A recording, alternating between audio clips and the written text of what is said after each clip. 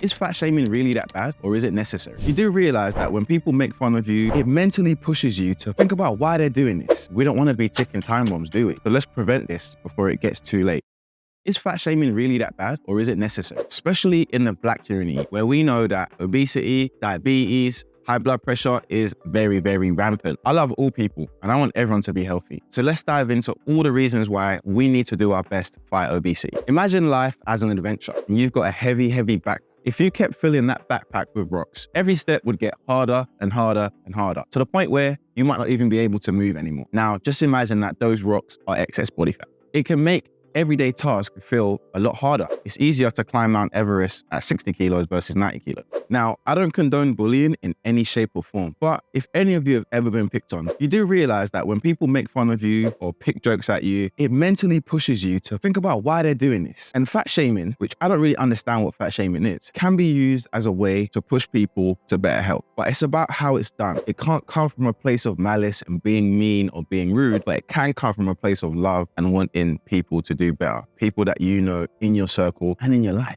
But sticking with the story here, let's look at the elephant in the room. We know that excess fat leads to a plethora of health risks. It's almost like walking down a minefield waiting for something to explode. And literally, all the research shows that obesity leads to bigger health risks such as diabetes, heart disease, high blood pressure, joint problems, cartilage issues, you name it, obesity probably has a link to it. In fact, we know that in the UK, obesity affects the NHS almost more than anything, and the research out there proves it. So why is there this narrative that if you say anything about someone being overweight or fat, you get gunned down about it? Where does that actually come from? And like I said, it's a minefield. All you got to do is step on one of these bombs and it explodes. We don't want to be ticking time bombs, do we? So there's a saying that prevention is better than cure. So let's prevent this before it gets too late. Another thing is the mental health impact. Imagine a mind maze where self-confidence and self-esteem are mapped out in front of you. Carrying a lot of excess fat can take a toll on your mental health. I've seen multiple women describe what it's like to be the fat friend in the group, or even guys who are also the fat friend in the group. They're less desired sexually, they're not as socially accepted, they don't feel as if they can take part in all the activities, and your physical health is just as important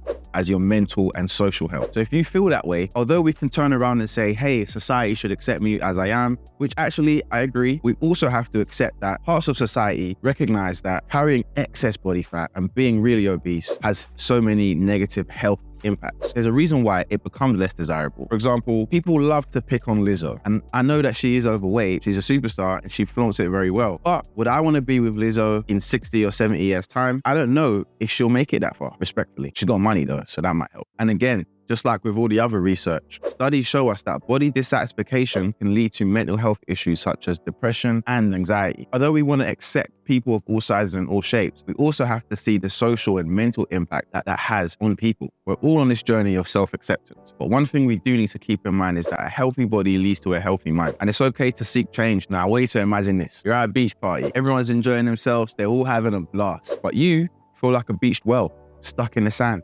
Can't even move. Carrying all that excess fat can feel like an invisible barrier, not allowing you to enjoy that social moment. But the thing is, you don't have to worry about that forever, because losing weight can be done. And regardless of your condition and your situation, energy balance is always going to be the king here. This isn't a video about weight loss, but you always have to bear that in mind that it can be done. Now, we all want to be superheroes. Superman, Batman, Catwoman, Wonder Woman, you name it. But imagine trying to be a superhero in a lead suit. Your physical performance is going to be impaired by carrying excess body fat. And I don't just mean a little bit of excess body fat. I'm talking about when you're starting to get closer to that obese range. It's almost like kryptonite weakening your superpowers. Whether it's playing sports, keeping up with the kids, all of that weight can slow you down. I know a lot of parents that want to push their kids and they want to be there for them, but physically they just can't keep up. And obesity and the way that we live our lives and the way that we eat and the way that we walk around and our activity levels plays such a huge role in our physical performance on a day-to-day basis. It becomes imperative that we learn to control it. And one more thing, we all work, right? Whether we work in the office 9 to 5, whether you work from home, if you have less weight on your body and you've got more energy and you're sleeping better and you're eating better, you're going to perform better at work. When you perform better at work, what happens? You have an opportunity to make even more money. And we all want to make more money, right? Life is one epic adventure and we all want to make the most of it, right? Imagine being stuck on a roller coaster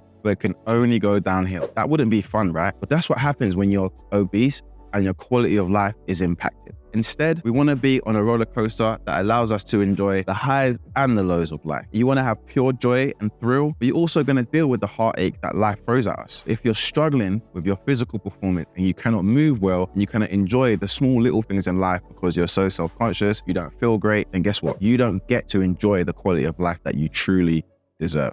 I'm not condoning bullying, but every now and again, when you're told a hard truth, you will analyze yourself and evaluate where you're going wrong.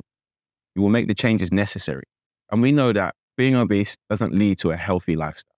I've told members of my family, hey, you need to lose weight. You're sick because you're carrying too much weight. I don't care. I will tell you the truth.